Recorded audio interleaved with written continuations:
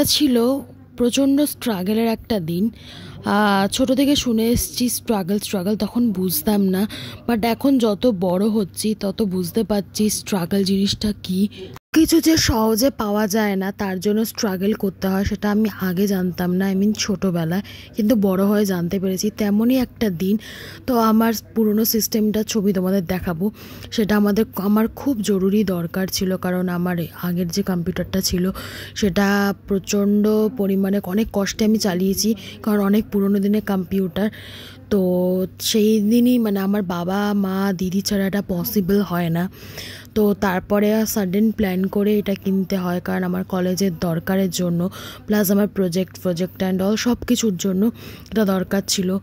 জিনিসটা করতে প্রচুর বাধা পেয়েছি, অনেক কিছু বাধার সম্মুখীন হয়েছি, যে ইভেন লাইফে আমার অ্যাক্সিডেন্টও হয়েছে। জীবনের প্রথমবার আমি অ্যাক্সিডেন্টও করেছি। কি বলবো, ভগবানের কাছে এটাই সহায় যে আমি বেঁচে ফিরেছি বাড়িতে। তো এটাই বলবো, যাই করো লাইফে প্রচুর স্ট্রাগল করে সব কিছু পেতে হয়। এটা আমি প্রতিটা পদক্ষেপ ইভেন এখনও আমি বুঝি, এবং সারা জীবনই সব কিছু স্ট্রাগল করেই পেতে হবে। তোমরা ড্রিম কাম ট্রু বলতে পারো, কারণ এটা আমার স্বপ্নের একটা কম্পিউটার ছিল।